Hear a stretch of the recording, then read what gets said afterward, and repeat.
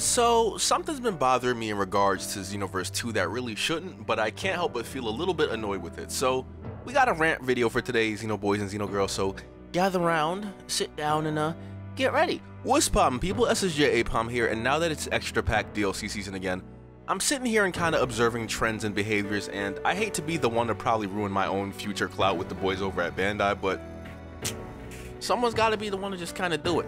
Now, I don't play Xenoverse 2 for fun anymore, and the game isn't exactly in a state that I can respect for competitive play, but I don't need to be doing either of those things to tell you that there are people out there that do play it for fun and do try to treat it like it has some sort of competitive side to it.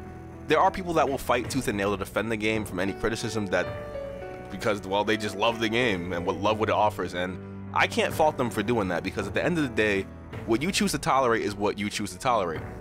At the same time, though, I kind of feel bad for those people because they honestly deserve way more for their loyalty, and I don't mean like any superficial cosmetic item or something. I mean like a substantial change to fix the stuff that they've been complaining about and dealing with since day one, you know, like picture this situation.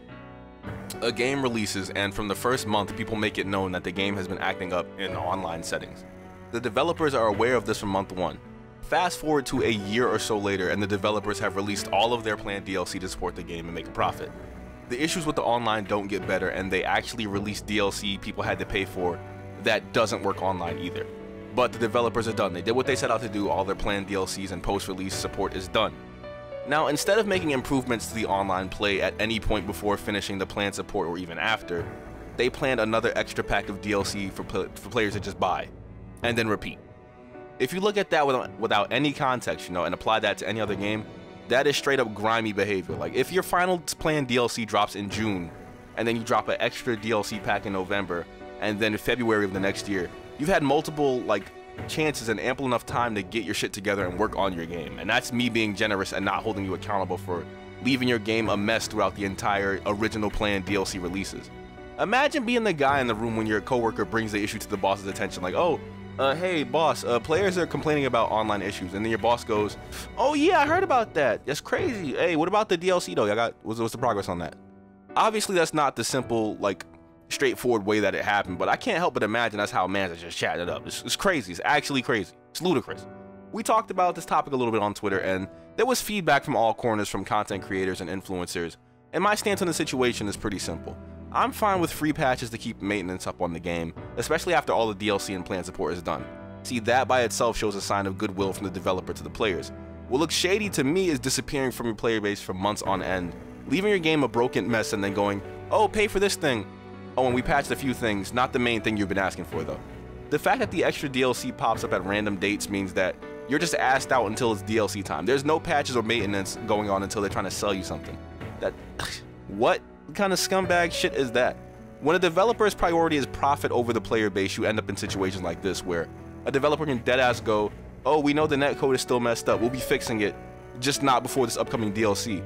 Screw the DLC, have respect for your player base and fix the game. Spend your time fixing the game. And you can argue that the netcode is something that requires time to be fine-tuned and worked out, and I'll agree to that, but when you've finished releasing all of your scheduled DLC for your game, not once but twice, you've got nothing but time. No one was expecting for you to ask us to pay for something else and then make some more DLC. To be in a situation where you don't have any deadlines or dates to keep up with the release on and being virtually freed from a release cycle and then deciding to use this infinite time to make more stuff to sell to us shows some sort of greed in my opinion. At what point do you go, okay, I'm done selling you stuff, we'll fix the online play now? If you ask me, waiting until after the 8th DLC pack is way too late. It's disrespectful to the community that has to deal with the misplaced priority that you guys have from the get-go. I understand if influencers have to kind of stay tight-lipped or try and damage control to stay in good favor, but as someone with a background in game development myself in any capacity, I look at how dimps went about the whole situation realistically. It's screwed up and it's scumbag behavior, guys. And of course, something like a netcode overhaul costs money, but if you make it a habit to tell us about how many sales you've made every time we hear from you every few months, it gets harder for me to give you the benefit of the doubt. Like, okay, after 10 million sales, where the hell are the dedicated servers, bro? Like, I'm sure it doesn't cost, what, $600 million to get a dedicated server? No, it doesn't. Relax. Like, come on, guys. From a business standpoint, I understand trying to make as much money as possible without burning much resources. You know, pumping out mediocre, barely functioning DLC every few months is more cost effective than buying dedicated servers or reworking an entire facet of the game. but at the same time spitting in the face of people who support you for like an extra buck, but knowing that they want you to fix something for them that has been an issue since you dropped the game is something completely different. Like, it baffles me. It's literally baffling to me.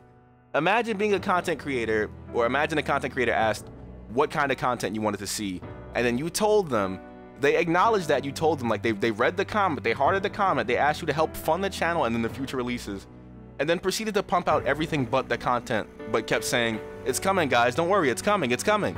Shut up, don't even say it. I know it's kind of ironic, because I didn't ask you guys that we pay for none, alright? Shut up. At the end of the day, I'm already tuned out of Xenoverse 2 outside of making content, guys. I'm just seeing this whole netcode situation being spitballed back and forth. I don't hate the game. I have more issues with the player base than the game itself, but at the same time, it's frustrating to watch something with so much potential get bastardized and turned into something that's being pimped out to profit, opposed to refined into what it could be to satisfy everyone that's bought it and played it so far. Like, instead of a netcode fix, they threw in a bootleg Dokkan battle clone to try and sell TP medals. Bro, I'd have been fine with them just fixing the netcode around DLC Pack 2 or 3, but to deadass reach DLC Pack 7 and not address the netcode and then go, oh, it's not coming in 7, it might be coming a little bit before the 8th one. Come on. You can't defend that realistically. You cannot. And if you do, you're just as bad as them. Like, to try and justify, like, in any capacity what they've done. Regardless, feel free to discuss the situation in the comment section below. I pretty much said everything I wanted to say on the topic, so I probably won't be replying much, but I'd like to hear what you guys think about the subject. Might be a tutorial video or something later on today. Depends on how long it takes this one to render. I'll be seeing you guys in the very next video, though, so take care of yourselves and exfoliate. Take a whole day at work today, you know, standing by that register. I should have did this video on Friday, but you guys goofed up the fighter showcase, so I was mad. We're back, though. We're back, okay? James. I gotta get my ring light before I do another face cam video, because the lighting with the photographies that I have is wolf. It's yikes. Anyway, guys, I'll be seeing you in the very next video. Okay, take care of yourselves. Where have you been?